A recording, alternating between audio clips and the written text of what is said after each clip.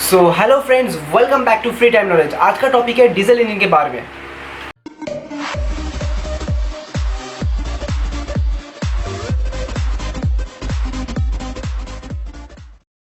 Diesel engine Rudolph diesel ने 1897 में पहली बार इन्वेंट किए थे। इंजन मेनली होता क्या है? इंजन पे मेनली एक पिस्टन होता है, एक कनेक्टिंग रॉड होता है, क्रैंकशाफ्ट होता है और क्रैंक होता है जो एक स्लाइडर क्रैंक मैकेनिज्म के ऊपर चलता है। अब ये स्लाइडर क्रैंक मैकेनिज्म क्या है? स्लाइडर क्रैंक मैकेनिज्म एक ऐसी मैकेनिज्म है जो पिस्टन का जो स्लाइडिंग मूवमेंट है उसको रोटरी मोशन पे कन्वर्ट कर देता है। डीजल इंजन भी एक ऐसे ही स्लाइडर क्रैंक मैकेनिज्म पे बेस्ड है और डीजल इंजन भी एक इंटरनल कंबशन इंजन है। अब जिन लोगों को नहीं पता कि इंटरनल कंबशन इंजन होता क्या है, इंटरनल कंबशन इंजन एक इंजन है जिसमें जो फ्यूल है ना उसका कंबशन पूरा इंटरनली होता है, पावर सिलेंडर के अंदर होता है। जैसे मान लेते हैं पेट्रोल इंजन और डीजल इंजन जो है वो मेनली उसका जो कंबशन जो है वो इंजन ब्लॉक के अंदर होता है, तो इसलिए इसको इंटरनल कंबशन इंजन और आईसी इंजन भी कहा जाता है। अब डीजल इंजन के कुछ पार्ट्स के बारे में जान लेते हैं। तो ये रहा, तो यहाँ पे डीजल इंजन के कुछ कंपोनेंट्स है जो कि है फ्यूल इंजेक्टर है, अच्छा इंजेक्टिंग वाल्व है। अच्छा यहाँ पे एक चीज़ बहुत ज़्यादा यूज़फुल है वो है टीडीसी जो कि है टॉप डेड सेंटर, और एक है बीडीसी जो कि है बॉटम डेड सेंटर, और बहुत कुछ है जैसे कि इनटेक पोर्ट है, एग्जॉस्ट पोर्ट है, कंबसन चेम्बर है, पिस्टन है, कनेक्टिंग रॉड है, क्रैंकशाफ्ट है, तो और भी बहुत कुछ पार्ट्स हैं। सबके बारे में नहीं बता रहे, जो मेन था वो हम बताए बस। तो अब पार्ट्स के बारे में जान चुके हैं, अब आते हैं कि डीजल इंजन कैसे काम करते हैं, इसके काम के बारे में जान लेते हैं, कैसे इसका वर्किंग फंक्शन है। तो पहला आता है इनटेक स्ट्रोक। डीजल इंजन भी पेट्रोल इंजन की तरह 4 स्ट्रोक होते हैं, एक इनटेक, एक कंप्रेशन, एक एक्सपांसन और पावर स्ट्रोक, और एक है एग्जॉस्ट स्ट्रोक, एकदम पेट्रोल इंजन की तरह। पर यहाँ पे पेट्रोल इंजन से डीजल इंजन पे एक मेन डिफरेंस है, जहाँ पे पेट्रोल इंजन पे स्पार्क प्लग होता है और डीजल इंजन पे नहीं होता है, वहाँ पे फ्यूल इंजेक्टर होता है।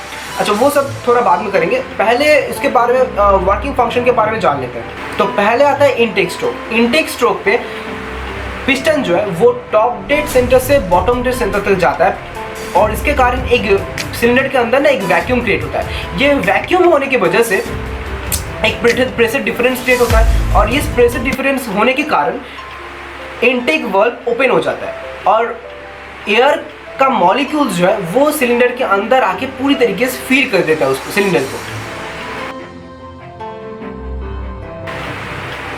अब पहला हो गया इनटेक स्ट्रोक। अब दूसरा आता क्या है? दूसरा आता है कंप्रेशन स्ट्रोक। कंप्रेशन स्ट्रोक पे क्या होता है?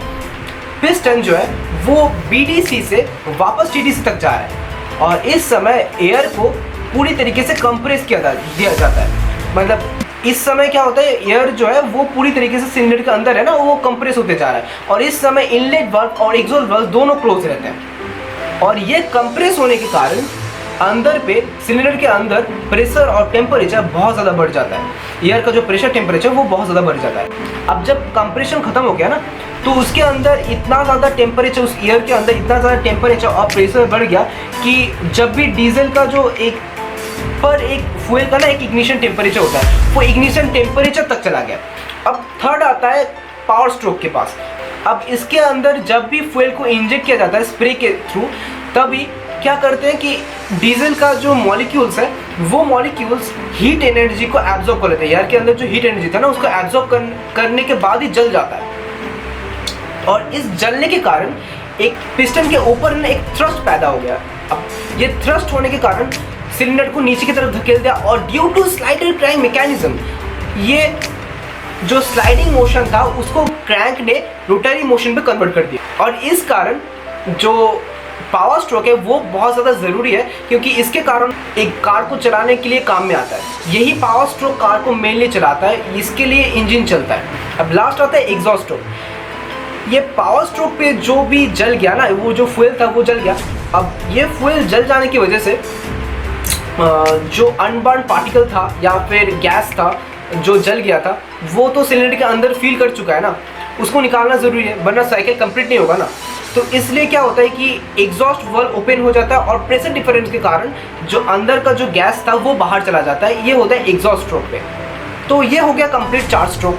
तो अगर अच्छी लगी हो तो लाइक कर देना, और अगर ऐसी वीडियो देखना है तो सब्सक्राइब कर देना। और हाँ, ये पेट्रोल और डीजल इंजन का जो डिफरेंस है या फिर वर्सेस जो है वो अगर देखना चाहते हो तो नीचे कमेंट में ज़रूर लिखना। तब तक के लिए बाय बाय।